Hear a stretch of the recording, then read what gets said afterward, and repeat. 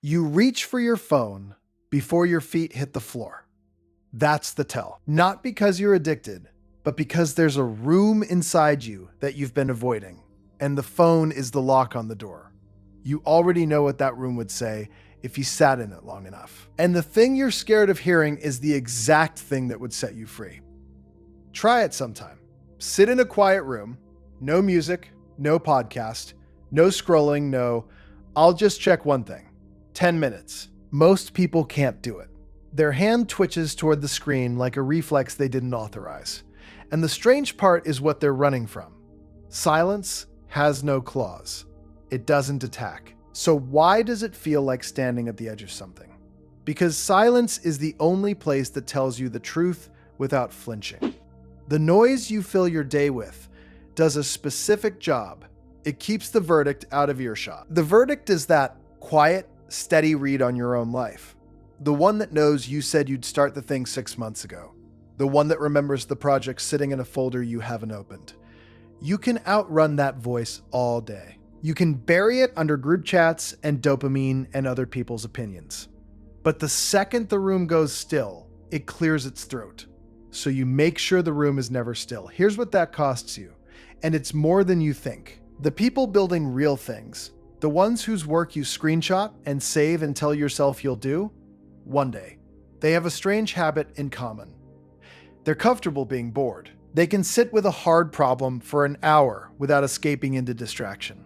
That capacity is the whole game. Every skill worth having lives on the other side of a boring, quiet stretch you have to sit through alone. The editing, the reps, the fourth rewrite, the debugging at midnight. Distraction is just a way of telling your future self, not today.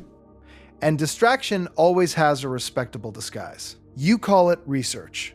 You call it staying informed. You watch a 2-hour breakdown of someone else's business while yours sits untouched. You consume 10 videos on discipline instead of doing one disciplined thing. The information feels like progress, and that's exactly why it's dangerous. A full feed and an empty year can live in the same body. You can know everything about the gym and have never been sore. So, sit in the room, let it talk. What does it actually say?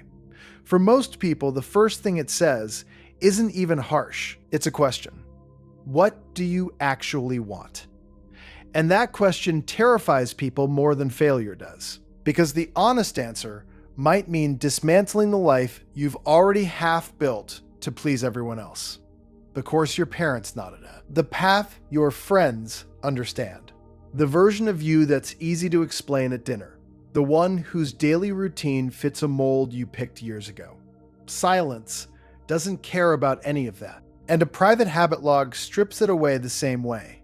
I keep mine in Hone, which shows your mood shifting day by day alongside each streak. Link in the description. Leaving you alone with the original question. Silence asks the one question the noise was built to drown. There's a man named Rico Roman who lost his leg to a roadside bomb in Iraq. Years later, he won gold in sled hockey at the Paralympics. He talks about the months after the injury, long, empty stretches in a hospital bed with nothing to distract him from the question of who he'd be now. He had no phone-shaped exit. So he sat in it, and the room handed him a direction he never would have found while running. The stillness he dreaded became the drafting table for the rest of his life. You don't need to lose a leg to get that gift. You just have to stop flinching. But let me steel man the resistance, because it's not stupid. Maybe you avoid the quiet room because the quiet room is genuinely bleak right now. Maybe sitting still means hearing grief, or a diagnosis, or a situation no amount of mindset fixes. That's real. Silence won't pay your rent, and it won't reverse what happened to you. For some people, the right move is a therapist in the room, not just themselves. Earned realism beats a slogan every time. Even so, the running makes it worse. The thing you won't look at runs your life from the shadows. Naming it is the first inch of getting your hands back on the wheel. So what do you do once you're actually sitting there? You separate two voices that sound identical but want opposite things.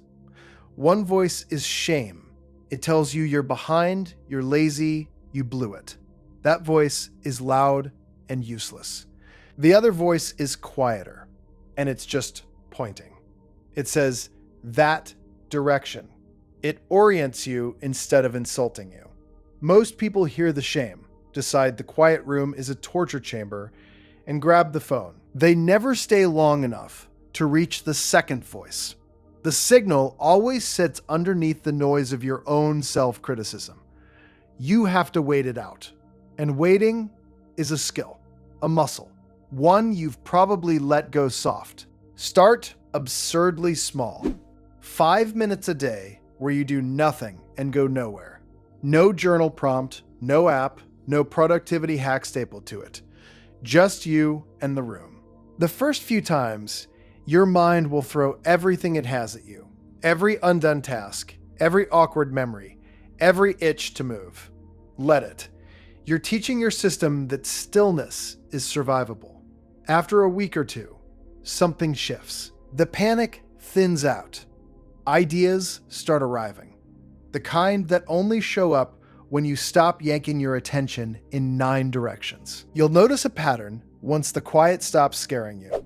The decisions you've been postponing start answering themselves. The friend you keep around out of habit. The client who drains you for half of what your time is worth. The someday plan you've been describing for 2 years without moving an inch. None of these need more information. They need a few minutes of honesty you've been too busy to give them. The quiet room is where vague discomfort turns into a specific decision you can actually act on. This is where it stops being about avoidance and starts being leverage. Every person you admire who built something on their own terms guarded a habit of deliberate quiet. The walk with no headphones. The morning hour before the world wakes up and starts making demands. The notebook and the blank wall. They protect that silence like it's expensive, because it is. That's where the next move comes from. That's where you catch the small lie you've been telling yourself about your own project before it costs you a year. The market is loud on purpose. Every app, every feed, every notification is built to keep you out of that room, because a person who can think clearly is hard to sell to. So your ability to sit alone is a competitive edge. Think about what you're actually competing against. Most ambitious people are just as distracted as everyone else, drowning in the same feeds, outsourcing their thinking to whatever the algorithm served them this morning. The bar is on the floor. The person who can spend 1 undistracted hour with a real problem is already operating in a different league. You don't need to be smarter than the room. You need to be the one who stays in it. Watch how you behave at a red light, in a checkout queue, in the 10 seconds an elevator takes to climb. Out comes the phone. Those are the cracks where thinking used to live, and you've sealed every one of them. Reclaim even a handful of those gaps, and your mind starts working again in the background, stitching together the things you actually care about while you walk. There's a reason your best ideas hit you in the shower or on a long drive. Those are the last places the modern world hasn't fully wired with screens. Your mind, given the few minutes of nothing, connects things. It solves the problem you'd been forcing all week. The quiet is where the wiring finally gets room to do its actual job. You've been starving the one process that builds everything you say you want. Now look honestly at your last 24 hours. Add up the minutes you spent deliberately doing nothing, fully awake, no input. For most people, the number rounds to 0. You've engineered a life with no room in it for your own thoughts, and then you wonder why you feel both exhausted and strangely absent from your own life. You're never alone with yourself long enough to become someone you'd want to be alone with. That's the loop worth breaking, because the person you're avoiding in that quiet room is the same person who has to build the life you want. You can't delegate that. You can't hire it out or buy it back. The relationship you've been dodging, the one with the honest version of yourself, is the floor. Every other thing you want gets built on. The business, the body, the skill, the freedom. All of it runs through your willingness to hear what you already know. And here's the part nobody warns you about. The voice gets quieter the longer you ignore it. Ignore your own honest read of your life long enough, and it stops bothering to speak. That's the real danger. The day the room goes silent. Because the part of you that knew what you wanted finally gave up trying to tell you. People call that being a realist. It's usually just a dream that died of neglect. So go back to the room while you can still hear it. You don't have to fix your whole life tonight. You just have to stop running for 10 minutes and let the verdict land. Some of it will sting. Most of it will be a relief. The relief of finally telling yourself the truth you've been carrying anyway, but pretending not to.